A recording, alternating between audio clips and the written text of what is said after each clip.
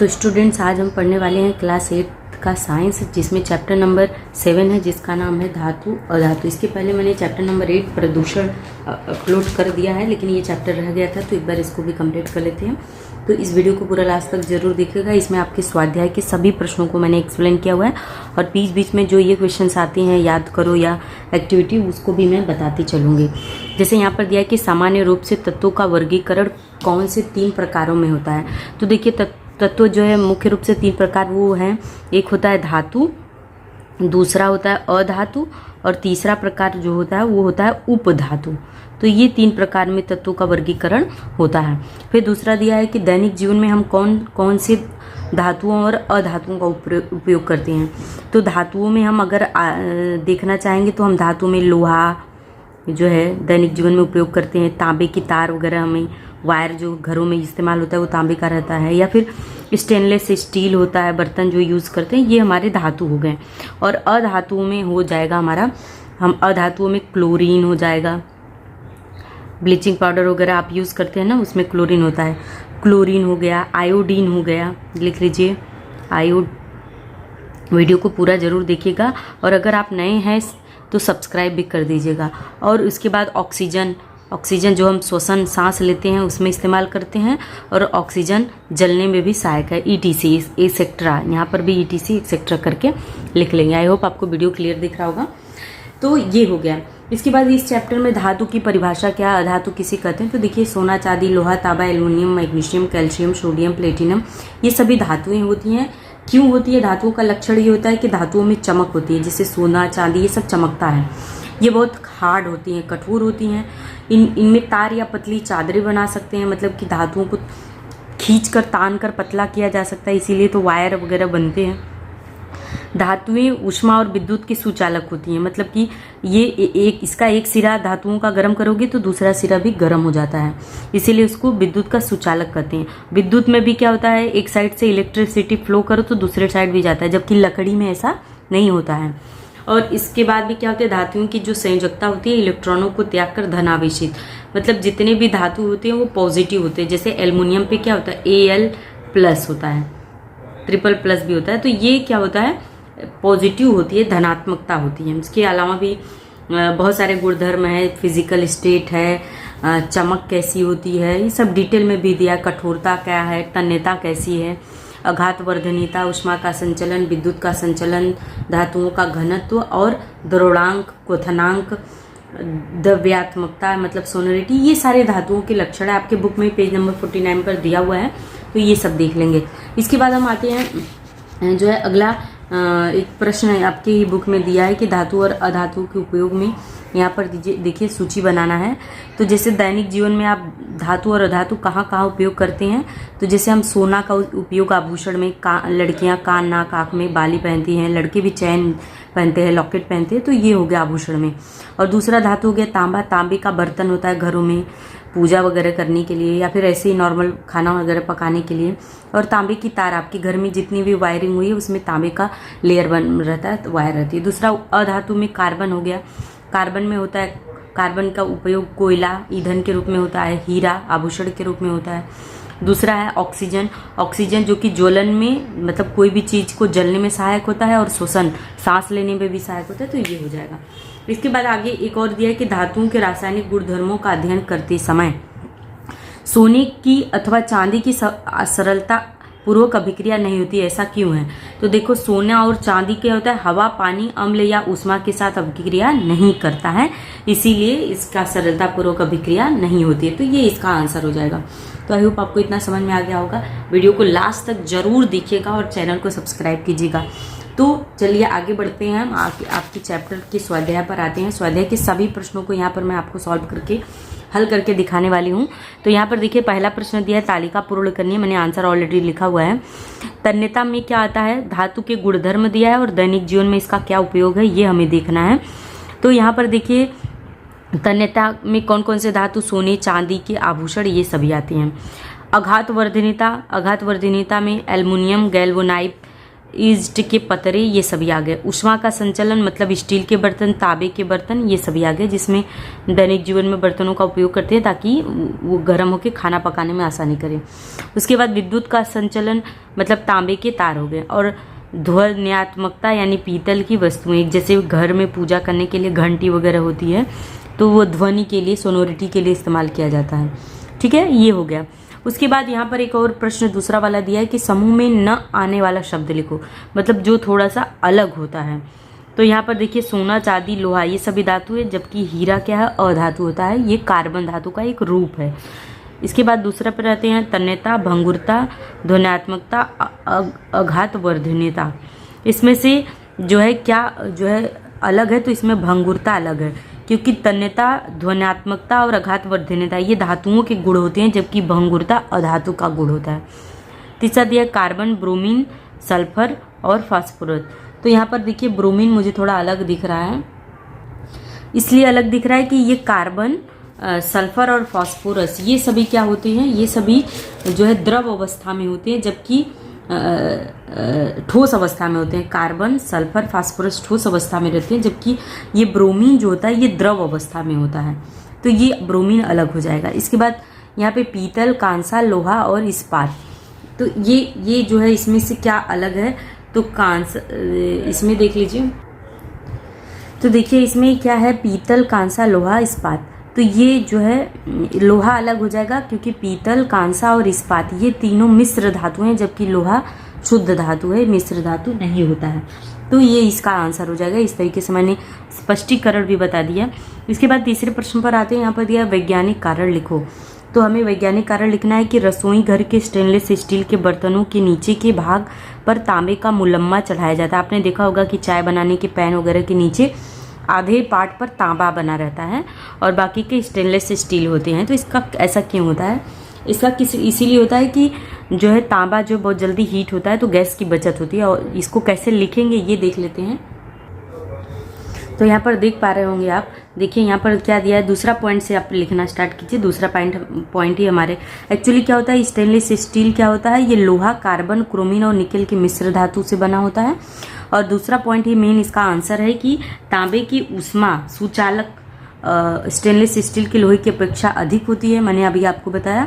और तांबे को शीघ्र तथा एक समान ऊष्मा मिलती है।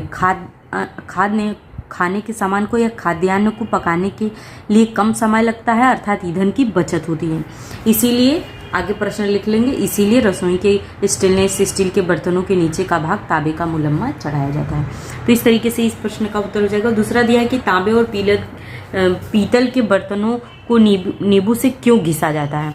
तो ये भी बहुत ही सिंपल है, इसको कैसे लिखेंगे, यहाँ पर आपको केवल यहाँ से इसका आंसर लिखना है। दूसरा पॉइंट बस लिखना है कि नींबू के रस में अम्लता पाई जाती है। भास्मिक गुणधर्मी होने के कारण कॉपर कार्बोनेट की हरी परत नींबू के रस में घुल जाती है, जिससे तांबे और पीतल के बर्तन स्वच्छ होकर पुनः चमकने लगते हैं। ये इसका आंसर हो जाएगा। इसके अलावा अगर आप जानकारी के जाने थे तो ये भी याद कर लेंगे तो और अच्छी बात है कि तांबे जो है नमीयुक्त हवा के ऑक्सीजन के साथ अभिक्रिया करके कॉपर ऑक्साइड निर्मित करता है। यही कॉपर ऑक्साइड हवा के कार्बन डाइऑक्साइड के साथ अभिक्रिया करके तांबे के पृष्ठभाग पर कॉपर कार्बोनेट की हरी परत के रूप में जमा हो जाता है, जिसके कारण तांबे की चमक मंद पड़ जाती है और वह मलिन हो जाता है। मतलब तांबे पे जो है जंग एक तरह से क्षरण होता है, तो उसको साफ करने के लिए दूसरा पॉइंट है। मेन दूसरा पॉइंट अगर आप लिख कर याद करते हैं तो भी आपका आंसर प्रॉपर रहेगा। इसके बाद अगला दिया है कि सोडियम धातु को मिट्टी के तेल के अंदर क्यों रखा जाता है। तो यहाँ पर देखिए इसका बहुत बड़ा कारण है कि सोडियम सामान्य ताप पर भी हवा में उपस्थित ऑक्सीजन के साथ तीव्र अभिक्रिया करने वाला धातु तत्व है। यानी कि अगर सोडियम धातु को केरोसिन के अलावा अगर बाहर रख दिया जाए तो वो ऑक्सीजन से अभिक्रिया करके उसमें आग लग जाती है। इसीलिए हवा को ऑक्सीजन, जलवाष्प तथा कार्बन डाइऑक्साइड से भी अभिक्रिया करके जलने लगता है। इसलिए इसे जलवाष्प या कार्बन डाइऑक्साइड यानी पानी में भी नहीं रख सकते हैं। इसीलिए क्या करते हैं, दूसरा पॉइंट में आंसर मेन है कि सोडियम यानी केरोसिन, जिसे मिट्टी का तेल कहते हैं, में डुबा जाता है। मिट्टी के तेल से अभिक्रिया नहीं करता है, इसलिए सोडियम धातु को सदैव मिट्टी के तेल में रखते हैं। ठीक है, फिर अगला आते हैं चौथे प्रश्न पर। चौथा प्रश्न दिया है, बुक में देख लीजिए कि धातुओं का क्षरण न होने देने के लिए तुम क्या करोगे। मतलब अगर कोई धातु है और उसमें क्षरण न हो, उसमें जंग ना लगे, तो आप उसके लिए क्या करोगे, तो बहुत सिंपल है कि उस पर तेल, ग्रीस, वॉशिंग या रंग की पुताई करेंगे। इतना भी आंसर लिखते हैं तो ये बहुत ही परफेक्ट आंसर रहेगा, एक लाइन में ही हो जाएगा। फिर भी अगर ज़्यादा मार्क्स का ये क्वेश्चन आता है तो इसको पूरा थोड़ा बढ़ा चढ़ा कर लिखना पड़ेगा। तो इसका आंसर हो जाएगा कि धातुओं का क्षरण न हो इसलिए उस पर तेल, ग्रीस, वार्निश तथा रंगों की परत चढ़ाई जाती है। इतना ही मेन आंसर है आपका, ठीक है। अन्य जंग न लगने वाली धातुओं का मुलम्मा दिया जाता है। लोहे पर जस्ते का मुलम्मा देकर लोहे का क्षरण रोका जाता है।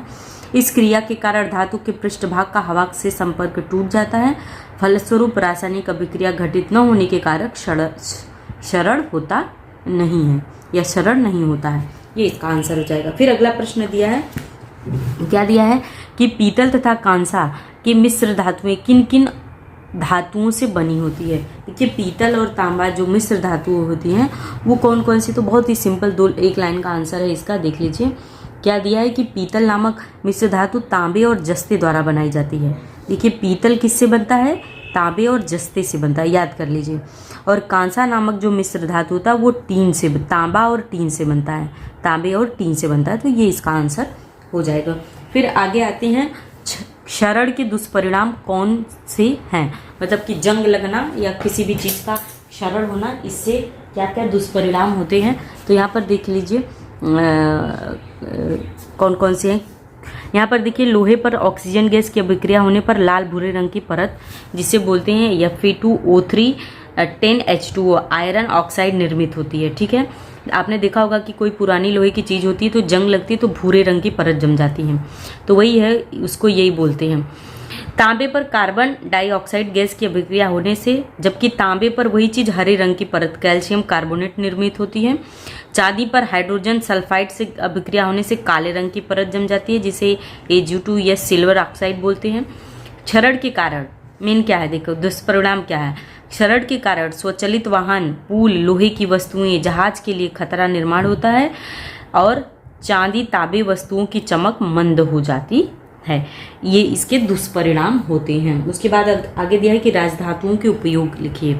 तो पहले आपको ये जाना होगा कि राजधातुएं होती क्या हैं। तो यहाँ पर राजधातुओं के नाम भी है और उपयोग भी सब दिया है।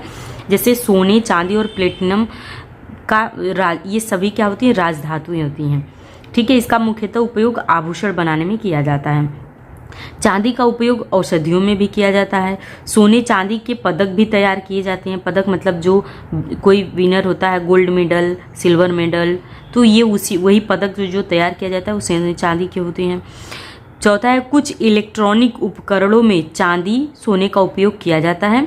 प्लेटिनम, पैलेडियम धातुओं का उपयोग संप्रेषक के रूप में किया जाता है। कैटालिस्ट, अरे हार्मोन वगैरह कुछ होता है तो उसमें इसका उपयोग किया जाता है।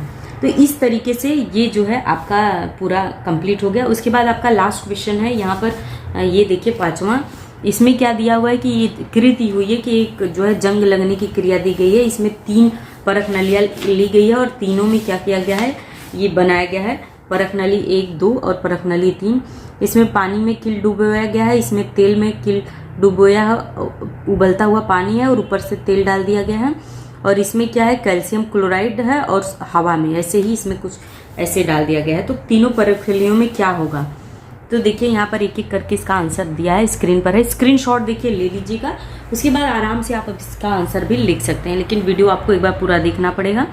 तो यहाँ पर देखिए क्या दिया हुआ है कि परखनली, पहले परखनली में परखनली 2 की कील पर जंग क्यों नहीं लगी, जो प्रश्न दिया है। तो लिखा है परखनली 2 में हवा का संपर्क तेल के कारण टूट जाता है। मतलब यहाँ पे देखिए पानी, यहाँ पर ये पानी है और उसके ऊपर तेल डाल दिया है, तो इसके कारण इसका हवा से संपर्क टूट जाता है। तो इस कारण कील का ऑक्सीकरण नहीं होता, तेल के नीचे स्थित उबला पानी गैस रहित होता है, अतः परखनली 2 की कील पर जंग नहीं लगी है। ठीक है, फिर दिया है कि परखनली 1 की कील पर बहुत जंग क्यों लगी है। तो परखनली 1 की कील पर बहुत जंग लगी है क्योंकि कील पानी तथा हवा दोनों के संपर्क में होने के कारण उसका ऑक्सीकरण शीघ्र होता है। देखिए यहाँ पर हवा भी है और ये पानी में भी डूबा है, तो इस डूबा पूरी तरह भी नहीं है, थोड़ा बाहर है, तो इसलिए इसमें बहुत ज़्यादा जंग लगती है। उसके बाद लास्ट तीसरा प्रश्न क्या दिया है कि परखनली 3 के कील पर जंग चढ़ेगी क्या।